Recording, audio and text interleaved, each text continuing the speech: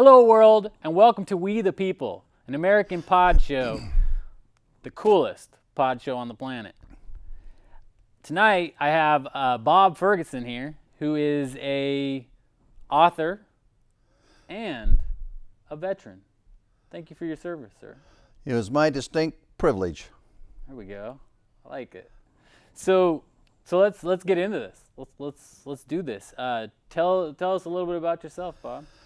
Well, I grew up in my hometown. I consider Eugene, Oregon, and from there I went through grade school, high school. Then I went to a little tiny school, Linfield College, which is about to become Linfield University in McMinnville, Oregon.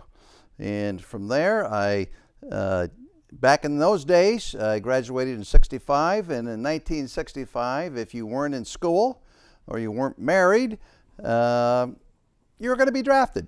Okay. So, and I didn't want to be drafted to do something I felt I should do. So wait, hold up. Do something you didn't want to do. So draft meant you go one path, they choose for you. They choose for me. Okay, or you sign up and you get to choose for yourself? That's correct. More or less. I wanted to use my college education. Okay. So at that time, to be a Marine Corps officer, you had to be a college graduate. Okay. And so I just graduated, and I thought I want to be the maximum that I can be. So I joined the Marine Corps, of all things. So what did you do in the Marines then? I had, if one is fortunate enough to make it through the Officers Candidate School, Right. of which we started off with, I don't know, about 50, 55 guys. Every single one was a college graduate, Okay. and about 10, 15 of them didn't make it. All nice guys, by the way. Good, solid citizens, Right. but they were just not cut out for the Marine Corps. Wonderful people. And so if you make it through that, then you kind of get to decide where you get to pick a school or something like that, or you Right. go to basic school. Well, I got selected for aviation program as a navigator. Okay. So I went through the navigation school, and I ended up in a squadron that was, the primary mission was photo reconnaissance. So I didn't have my eyes. I had horrible depth perception, and so I'm not the kind of guy you'd want landing a plane, but I could see the instruments in the plane. So they made me a navigator. Okay. And so I was a navigator in F4s in photo reconnaissance, and as all Marines at that time, I went to Vietnam. I left for Vietnam on a date that shall live, the other date that lives in infamy, January 30, 1968. And the reason that is historically now a famous date is that's the day that the Tet Offensive started in Vietnam. And of course, we didn't know it at the time that it was going on, but that's what happened. Okay. So then I had two parts to my tour in the Marine Corps. I flew for 6 months as a navigator, and we flew primarily, we did a lot of bomb damage assessment. We flew at night because we used infrared camera, which was heat-seeking, heat-seeking kind of a film that we had. And we could actually find the enemy at night by their cooking fires. So wait, when you said flew, so are you flying planes then? Flying in F4s. F4s? This is, back in those days, the RF-4B, it was called, and it had a needle nose as opposed to the large rounded nose of the other F4s that drop bombs and more in the attack mode. So are you higher in the air then? Or are you... No, I wish we were. Wish you were. That was, yeah, for heat seeking, we were fairly low at 500 to 1,000 feet. It was about as high as you could go. Taking pictures. Yeah, so you could, so the film could capture the heat from the fires because they were just small cooking fires. Gotcha. So at night we were flying very low. Is this a quiet plane? Nope. No. No, not a quiet plane, but it Man. was.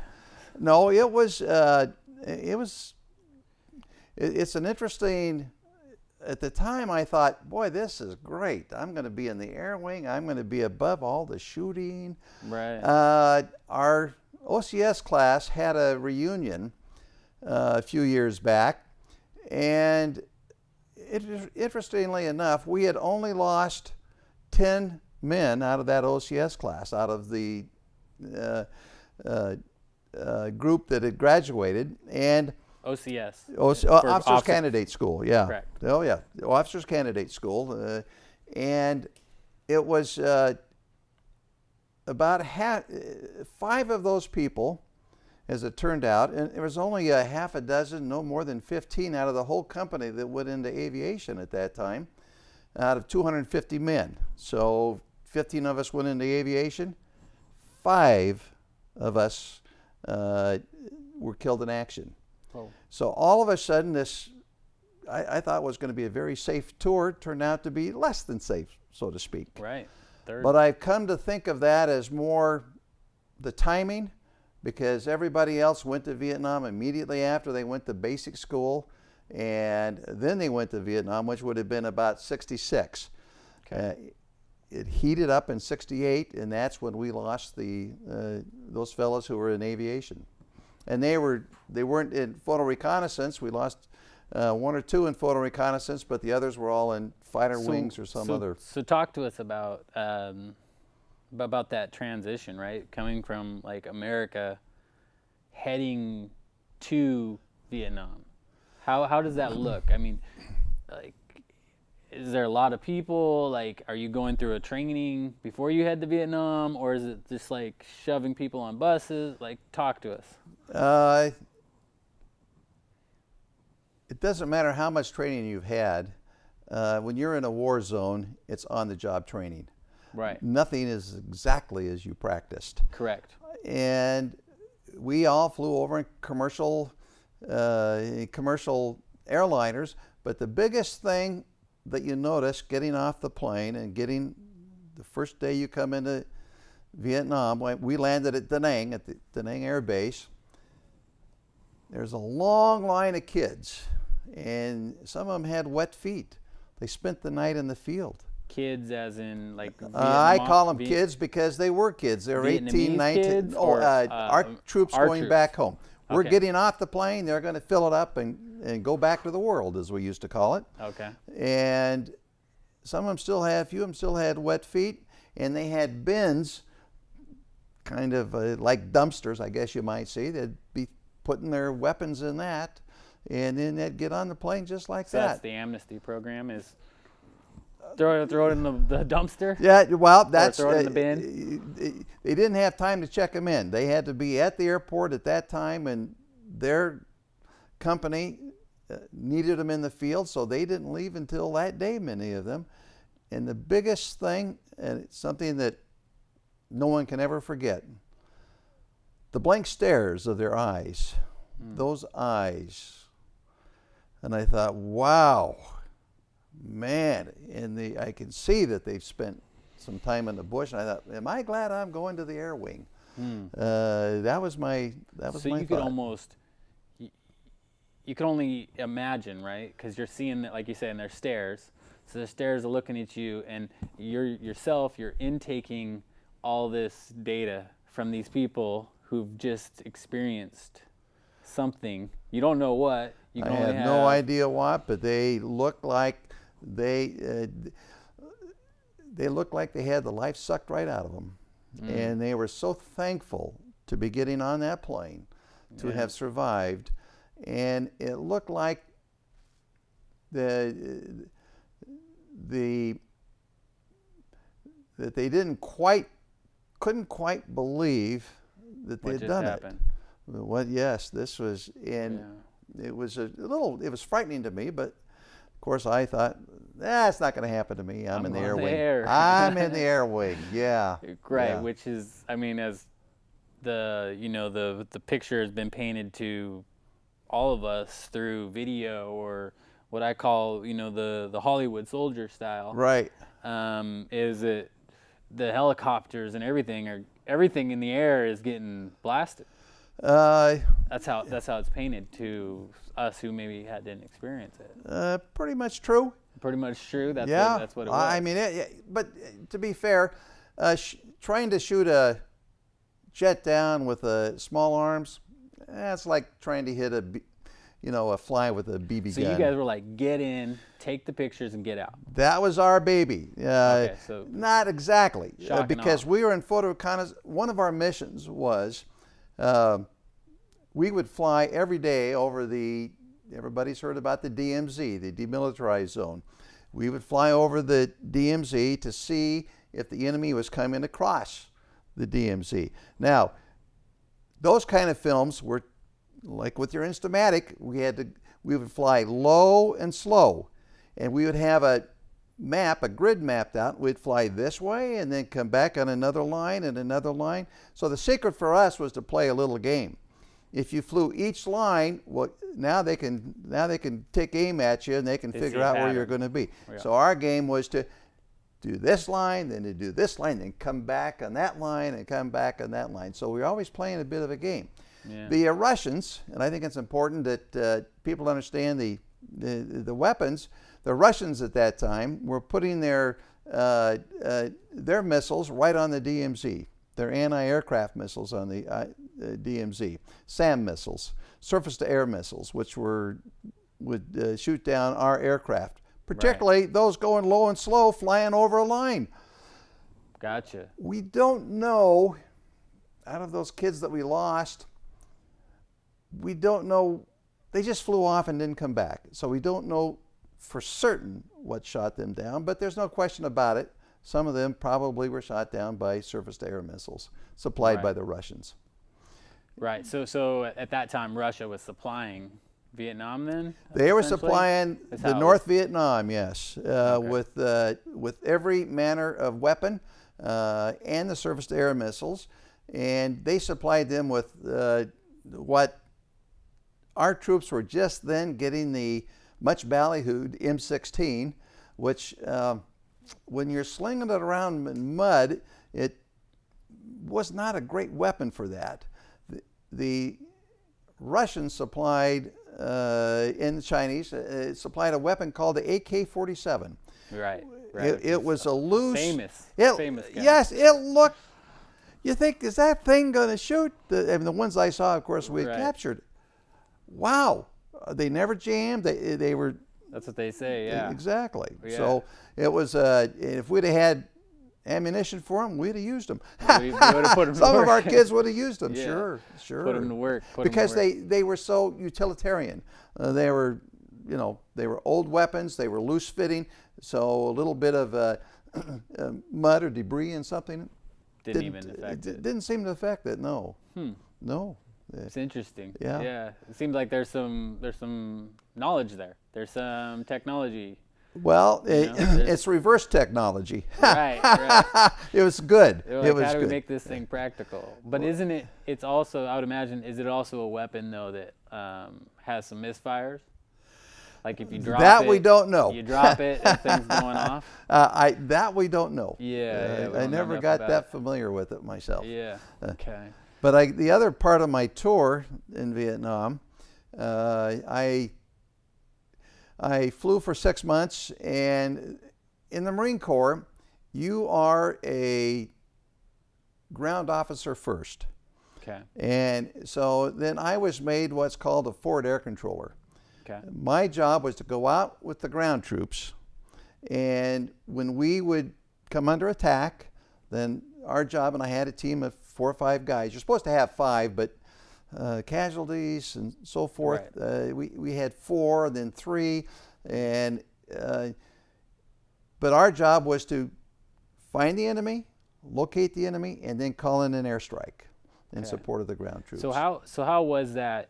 How was that like at the bases, the housing, the situation there? I mean, how's the plumbing? has the electrical Plumbing? lanterns. What See, plumbing? this is what I want to talk about. How was that situation? Paint that picture. Hey, in the air wing, it was first rate. Yeah. And in fact, No I just complaints? left. They had outfitted us with air conditioned Quonset huts, Okay. as opposed to the old, we call them hooches. They were just a 4x8 plywood topped with a tent-like structure, and that was pretty good living. And we actually had showers on the base. Out in the field, the shower was a 50-gallon drum with a shower nozzle stuck in it. So explain the difference between base and filled for people that maybe Okay. don't understand what's going on there. The pilots, we were treated. Our living conditions were pretty good. Okay. I mean, for a war zone. Right. We flew all night around the clock, so you had to have some time to get sleep. That's the Right. worst thing you could have happen, was to have an incapacitated pilot or navigator get in an airplane. So you had to get. We were well taken care of. The food was like most service food, edible. MREs? Yes. Yes? Even yes. Okay. It was edible, but out in the field, we didn't live in the hooches at night, because I was on a little hill called Hill 37, and it was about 15 miles southwest of Da Nang. Okay. Well, that was definitely in enemy territory. If you weren't in a big base surrounded by wire and by lots of armament and protection, you were in the field, you were in danger every single night. And so we slept in our trenches, or we did have a cement bunker that we would sleep in, and it was in the ground and cement, and so we'd sleep in there most of the time. Being an officer, I got kind of, that's where I would sleep most of the nights. Was in the You bunker. you did not dare sleep in what we called the hooches, the 4x8 plywood. Target. It was a That's a target. good way to describe them, because I didn't know this until years later, till just a few years ago. When I was on the hill, and by the way, this is probably a good time to interject this. I'd mentioned earlier on the job training. Right. I didn't go to basic school. I went right to the aviation. I knew nothing about field tactics. Right, when it came to basic training. I knew basic nothing. training. I knew nothing about weapons. I knew nothing about. Cover me while I move. I knew nothing flanks. about troop movements. About nothing. That was Okay. not. All I knew was the airplane. And now I'm in the field, in charge of making sure we dropped the bombs right. I had to depend on my kids. Right, because they had went through that. They basic had gone training. through that, and So you're trusting.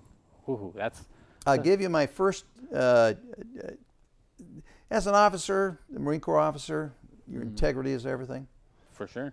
And I was like everybody. Yeah, okay. But if you're in charge, you got to be, not John Wayne, but you have to be responsible for the kids that are left in your care, so to speak. So the one young fella, he says, "Are you going to come out in the field with us, or are you going to stay back on the hill?" I said, "I'm going to go out with you guys." So we went out first day I was there, and we started taking small arms fire. And we're walking along this road from Hill 37. We're going to Hill 55, which happened to be where Charles Robb, where his company was. And we started taking small arms fire. So I had gone to what was called FAC school. I left Vietnam for 3 days, and I went there, and they taught me how to run a bombing run.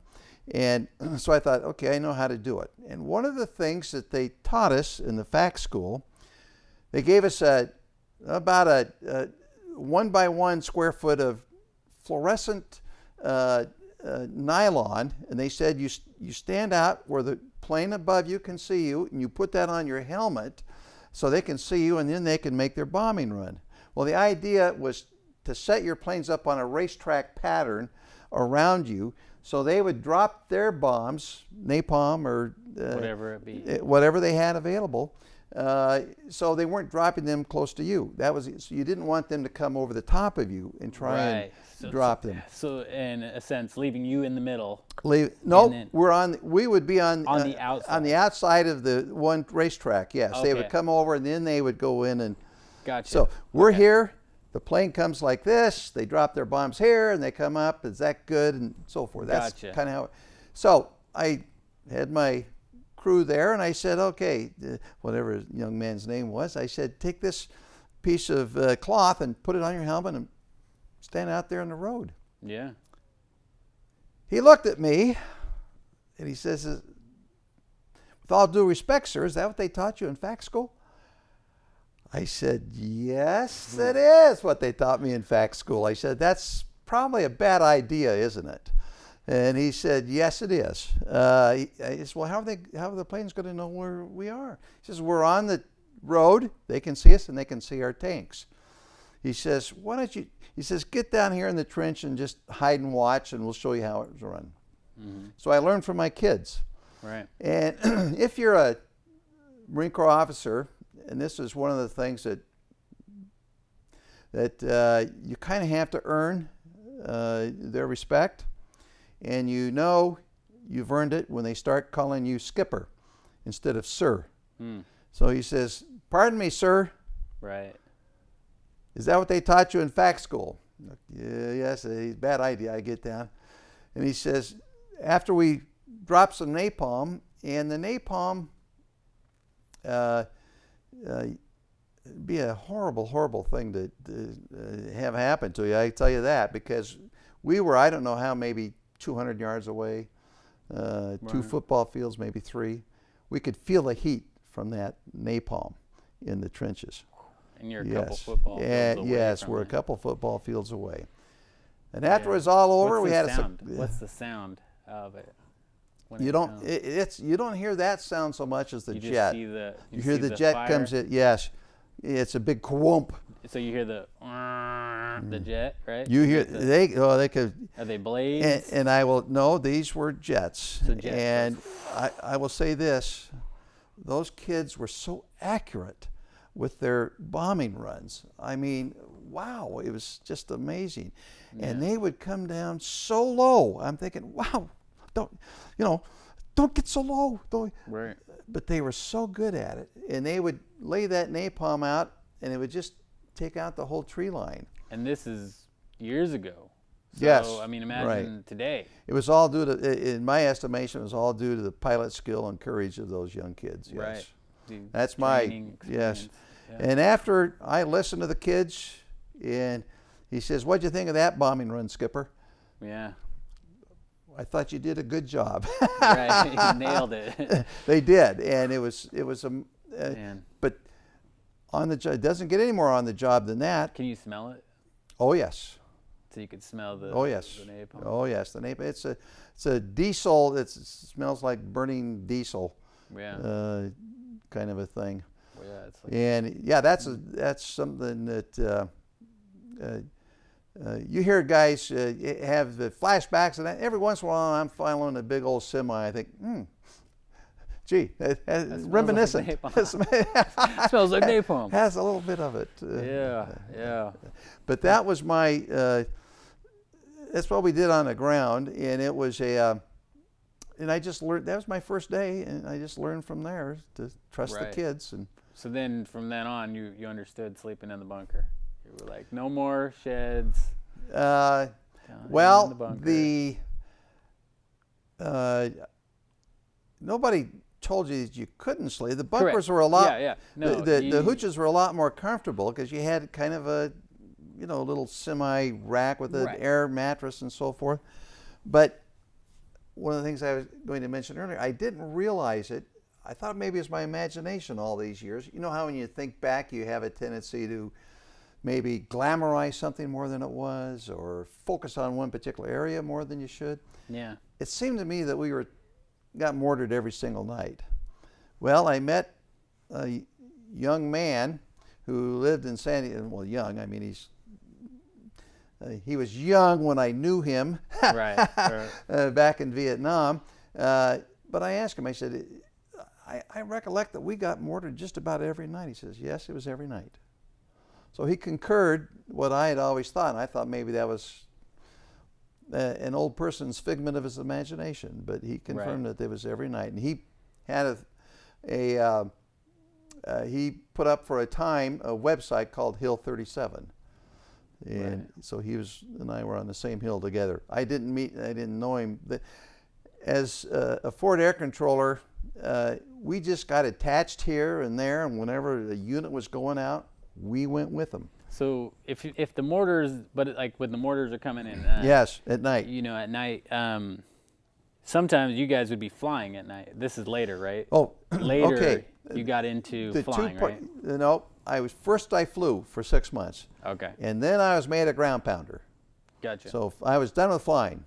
Okay. So now you're on the ground. I'm 100% out on the ground. Mortars. I'm letting the kids teach me how to do this. Right. So then. And on Hill 37, we took mortars every night. Yeah, and the mortars, I could imagine that makes for a restless night of sleep, right? Or you just kind of. If you're in the bunker and in the trenches, yeah, they wake you up, but not going to be any real damage done. Okay. So you don't sleep. I mean, you're always on watch, or you sleep fitfully. I mean, you know, a little here and a little there. Right. Right. You take it where you can get it. You take it where you can get it. Exactly. Yeah. And that's one of the biggest things about war is you get worn down and you become careless. Right. And then maybe you don't take that extra caution. Get complacent. Exactly. Yeah. Exactly. So that's kind of how they wear you out, and that's when they know they got you worn out. That's when they like to attack. Right. Yeah. So that's the but the hill though. Our method of defense in Vietnam, everybody wants to control the high ground, and so the hills were very important to us and to the enemy. Right. So, which is, I think that's a land tactic in general. Right? That's a land tactic in general. Take the high ground. Yes. Always hold the high ground. Take the high ground. That's right. Take the high ground and hold it. Used to be a song like that. Yeah, yeah. Years ago. So you have a couple books, right? You wrote. How's I that? have. Writing. How's writing? I mean, how long have you been writing for? About 10 or 12 years, I guess now. Seems longer than it has. This is the first book. Some days chicken, some days feathers, and that title comes from a young fellow who's in the book. His name was Jerry Bennett, and he was one of the collateral damages of war that you don't hear about. This young man was he was out in the field. He was a counterpart to me, except he was in artillery. He was calling in artillery strikes, and he and I become fast friends when we were in the aviation portion of our training. And so when he got sent to Vietnam, he was made an artillery officer, and he was going to he is always saying some days chicken, some days feathers, from Frederick, Oklahoma.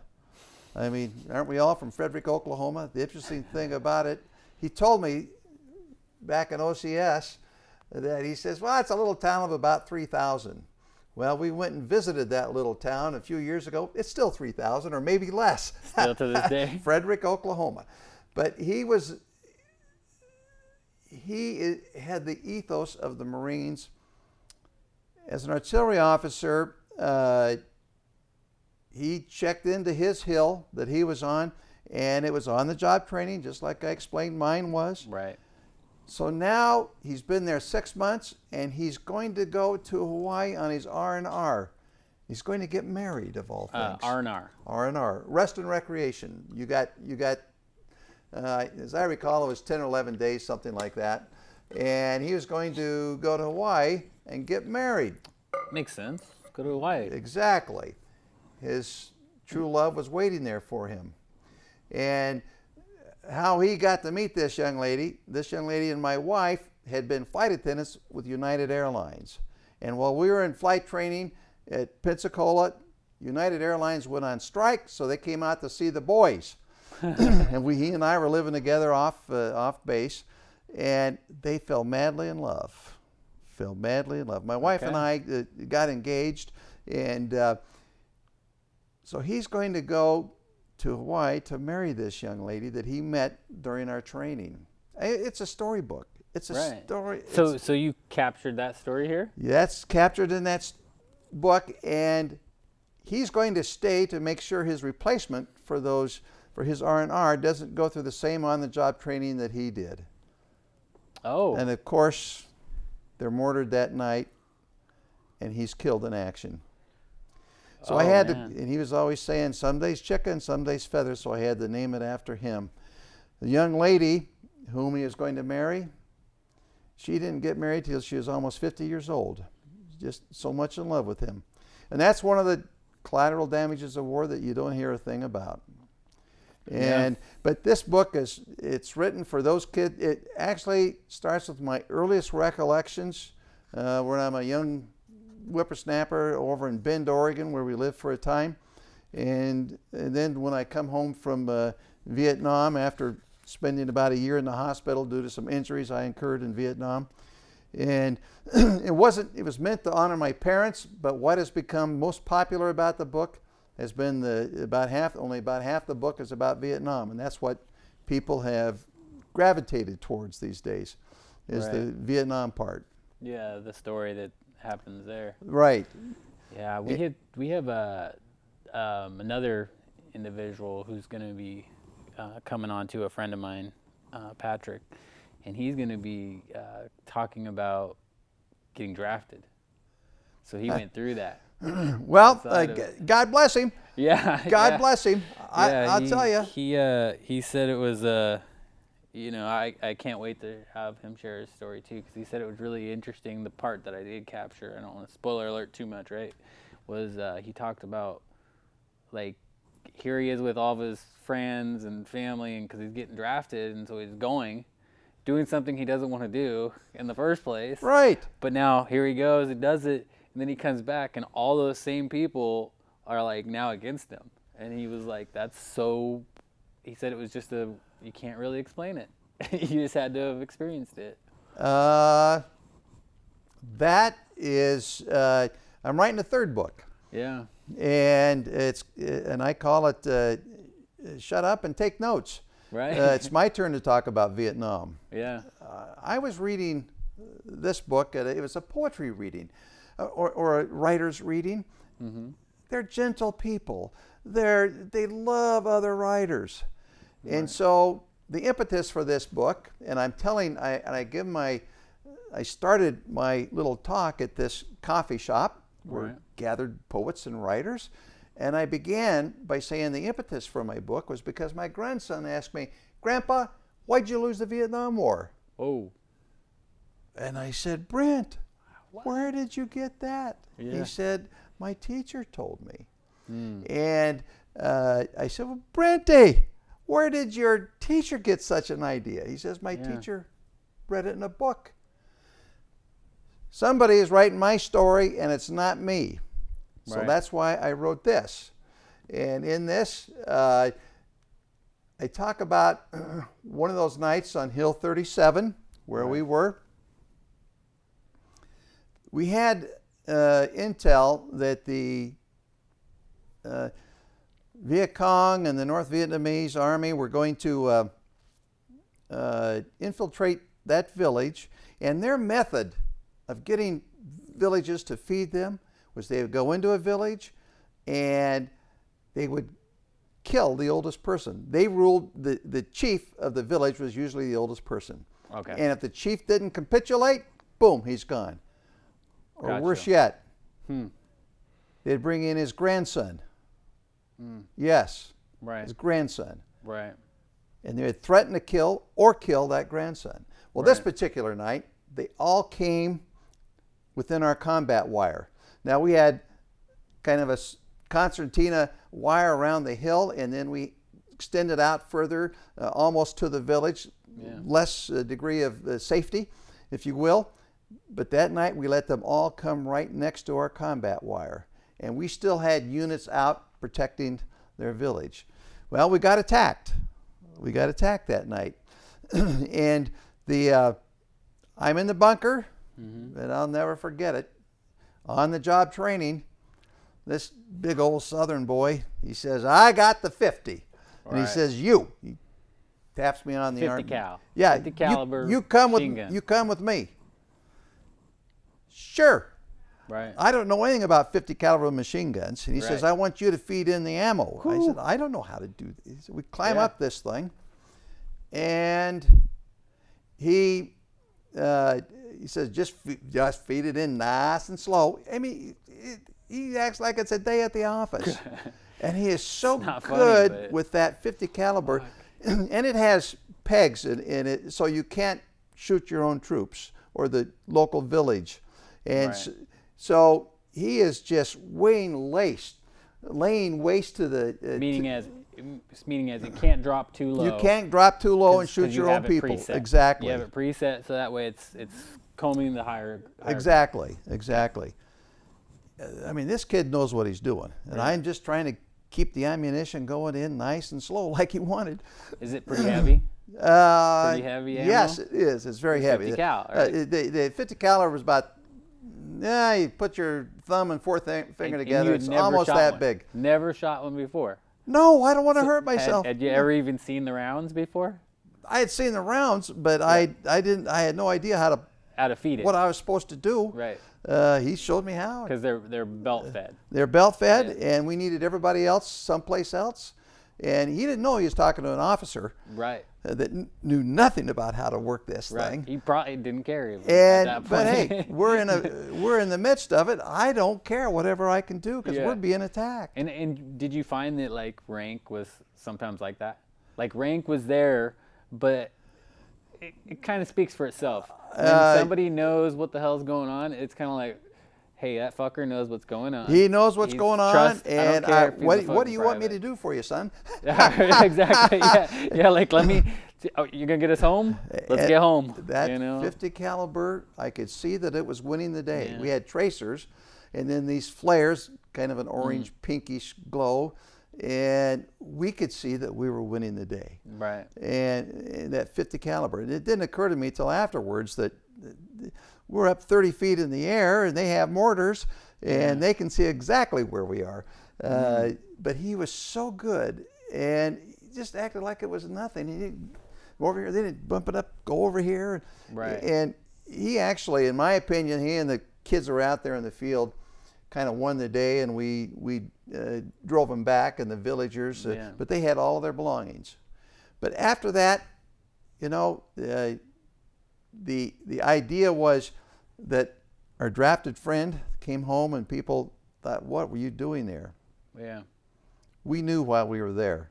Right. We're protecting those people. We're protecting their pigs, their goats, anything that they happen to have. Right. They lived to see another day because of those kids. And I don't know how many we lost that night, but we lost a few. They were trying to come back in. Our kids were out on point or out on the perimeter, so to speak. Yeah. They didn't make it back, protecting those villagers. And the people back home that our draftee met, they're thinking, well, this could be an immoral and an illegal war. Right. But they have no clue what's actually... That night... Right, so it sounds a lot like... We saved those people. You want to tell me that that's immoral? Right. You're not going to convince me it's immoral. You're going to tell me it's illegal for us? Right. To protect in a defensive position only? You're like, I would fucking do it again today. I would protect and defend again today. That's the way you do it. That's the way we were. And I see that we are still getting a lot of heat today. Right. It's still carrying. It's like I think it's a narrative.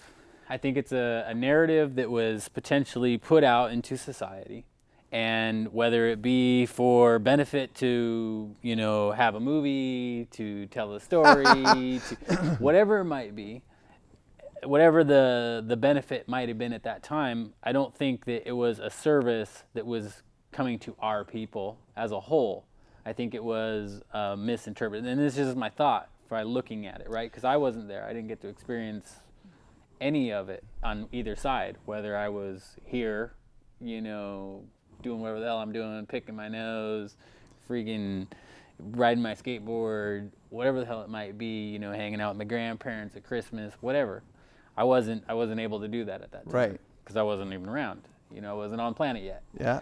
But I definitely can look at it and go, being prior service myself, I get it. Like I see how there's a misinterpretation between what is raw reality, the actual part of doing this, versus somebody who's talking and speaking, and you're like, you have no clue what you're talking about. But that's okay. That's why we do this. And we aren't the type of people, that's the interesting thing. I mean, even though these people, these young Marines and so forth, went through hell, they let other people speak. Yeah. You can have your say, and we don't get too riled up. But as I've gotten older, I'm starting to get a little riled up. But one of my questions to the to those people who protested, and we have Ken Burns' documentary. I spell it a little differently. I spell it crockumentary, because most of the people who had FaceTime all had colossally successful books. Right. Guess what? Yeah. They're fiction. Yeah, they had there was, once again, it's an agenda. Exactly. Tim O'Brien, who wrote the book, and it's a movie, The Things They Carried, wrote fiction. And he has the audacity, and I will ask this question. To Tim, he makes a statement, fiction is sometimes is truer than the truth. He makes that statement. He makes that claim. Yeah. So my question is, if that's true, why don't we allow fiction in our courts today? Right. And I have another question of the crockumentary was so overblown about celebrating the protesters. You heard me say, and a Marine's integrity is everything. Yeah. Yeah. That those weapons were supplied by the Chinese and the Russians for the purpose of killing the people who were hunkered down next to our wire. Right. Why didn't the demonstrators go to the Russian embassy and demonstrate? Why didn't they say to them, don't send any more weapons so you can kill these innocent people? Why didn't they go to the Chinese embassy, which was established in about 1973? Why didn't they go there? Why didn't they demonstrate there? Why would they demonstrate against kids coming home? Right. And I happen to have an answer to that question. A lot of the demonstrators were there. They're there for the party. They're there for the pot. They're there to carry on. They're not quite what is it? And at like Ken Burns, yes, at Ken Makes Burns, sense. Come to the party. at Ken Burns, at the preview, this gal next to me, every time there's a thing in the documentary about demonstrators, she would clap. Oh, yeah, we're still happy about the demonstrators. Yeah. So after we're leaving, she could see I wasn't quite in the same mood that she was. She says, well, what were you doing in 1970? And I said, well, I was just spent a year recovering from a year in a hospital, and I was trying to put my life back together. But I said, now that you mention it, though, I always wondered, because you demonstrated, what do you think about the 365,000 South Vietnamese who were put into concentration camps? Yeah. She said, what? I said, yes. And and I said, about 200,000 of them died. What do you think of that? She says, I've never heard of this. She said, you're getting that on the internet. I said, well, you can get it on the internet too. They happen to be statistics and data from the United Nations. What do you think about the 65,000 who were murdered almost immediately upon him leaving? And I had this on this book on a garage sale, and this this man comes to our garage sale, And he tells me he looks at my picture there first. He says, "Oh, you military?" "Yes." He says, "Second World War?" "Oh, that hurt my feelings." Yeah. And I said, "No, Vietnam." He says, "Oh." He says, "Me, Vietnamese." I said, "Well, did you think the United States left at the right time?" And he says, "This is the part that Ken Burns should have documented." Right. He says, "No, never, never, never, never, never." He says, "Me, 7 years, concentration camp. My friend, Right. 14 years concentration camp. Never, never, never." Ken Burns did not interview anybody like that. Right. He never interviewed The other anybody. side. That's the other side. Right. His stuff is What's on the other side? Right. pictorially accurate, but it doesn't give the whole picture. Yeah, it's not, and that's almost life, right? Because there's so many variables. It's always that way. Because there's so many variables. It's always that way. You know, and then there's the equation of you can put like 5 people in a room. You can show them something, show them something. That's true. And then come back out. Now, what did you see? And everybody's and ask them to write the same story 50 years later. It becomes even more weird. challenging. Yeah. So it's how's our time doing? Are we just about it? Oh, we got like 20 seconds, but we're good. Okay. We got All probably right. 5-10 minutes. All We can right. let this, weed itself out. Or Well, fizz itself out. It's been a marvelous experience. This book made me write this book. This picture here, I'm in a thing called the Telling Project. It's a group of veterans. There was an Afghan vet, Iraqi vet, and I was the Vietnam guy. Okay. And it's called the Telling Project. And these guys do give a wonderful opportunity for vets to tell their story in kind of a theatrical mode. There's so much lessons that can be taught in theatrics. There's a lot agree. going on there. And, you may not know this, but that's how we connected was Frosty Adams. Adams, yes. Yeah, with the Associated General Contractors. I do veterans outreach with them. Okay, all right. And one of the things that, I challenged was I was like, okay, well, I'll do it, but understand that I'm going to challenge something when I come in. And she's like, okay, that's cool. And everybody was like, yeah, that's cool, fine, good. I said, okay, sounds good. And so I came in, and right away, everybody was like, oh, well, let's get veterans jobs right away. Like, let's go down and talk to them and let them know we have jobs. And I was like, who's got jobs? And then it was, oh, right. Because it's like, okay, it's one thing to say we have jobs in the building industry, but who actually has jobs? And Right. who's going to actually bring on a vet? And then the other thing was when people say, well, we support vets. Really? What does that mean? Does that mean that you gave a veteran a job? Yeah. Because to me, that's not supporting a vet. Yeah. Supporting a vet is understanding the training that the vet has went through, know where they're coming from, understand that experience that they've endured and had to actually live within, and support that. That's what I'm challenging. Can you support the veteran by understanding their rank structure, understanding how they communicated? Do that, and don't just dismiss them because they're not inside your model. Understand that they had a job and they had experience as something else, something different than what you had to experience, being as whoever hired them, right? And so that's what I've been, that's kind of what I've been challenging. Because I'm like, let's see some real support. Let's talk about how that looks.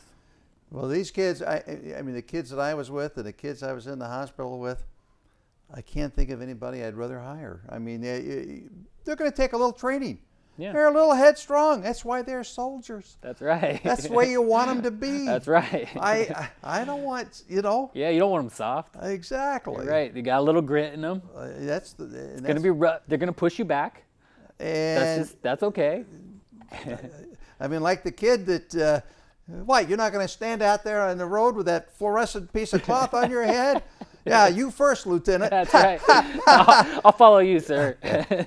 And the best thing I ever did was shut up and listen to him and get in the trench with him. Get in the trenches. And that's a good, what's the word, analogy? Yeah. For today. I think that It's there's a good lot. metaphor. Good metaphor. That's It's the a word I'm good looking metaphor. for. It's a really good metaphor for, I would say, even the soldiers that are having to come back now, and the experiences that some of them have brought to when they come to a corporation, to a company, and they're like, "Oh, come on, you're fresh. You have no experience." And it's like, no experience. But anyhow, we all got our own gripes, right? Exactly. So, but it's been an honor, Bob. It's been a privilege Yeah. and an honor for me. Yeah, it's I'm glad you guys are doing this. This is a great great opportunity for me, and I met another Marine out there, Mr. Broussard, right. who's a Marine. We just happened to get talking, and so it was, See, that's I what it's all double dipped about. today. Yeah, and Frosty and Sam Ann, great friends, great people. Awesome people. Yes, Yeah. awesome people. And I've given a talk or two at some of her classes. There you go. So it's been fun. Bob, Thank we you. appreciate it. Thank you for coming on We the People, and the floor is yours. If you have anything to say to people, take 1 minute, tell them, say what you got to say. The most important thing I learned from my whole, I spent in Vietnam. I was on an Amtrak. We hit a landmine. I spent about a year in the hospital, and it was the most marvelous thing that ever happened to me. At a young age, I learned about life, and I learned young people who were they were missing arms, legs, or both, couldn't wait to get out into society. And the unfortunate thing is 90% of us came home and got on with our lives, got into construction jobs and every other kind of a job that you can think of. Unfortunately, in Ken Burns' documentary, he spends all his time on the other 10%. Veterans will always good employees. Yeah. So, and I recommend, it's one of those things that I can't say we got to heal the country, we got to love the country. Politics are nothing compared to making our, take the politics out of it and make America great again is a great statement. Take the politics out of it. That's what I'm trying to do every day, and I don't even mention politics. Right. It's just a phrase I happen to believe in and have always believed in. I like it. I also like, keep America cool, people. America's cool as shit. We're here, we're rocking it, we're loving it, we're putting in work. We want to be the best version of us every single day. Once Absolutely. again, Bob, thank you. Man, I'm so honored. Appreciate it. And This has been thanks, fun. Everybody. We're out. Adios. Goodbye. Sayonara. See you then. When I'm looking at you. Now, how do I get to see this thing here?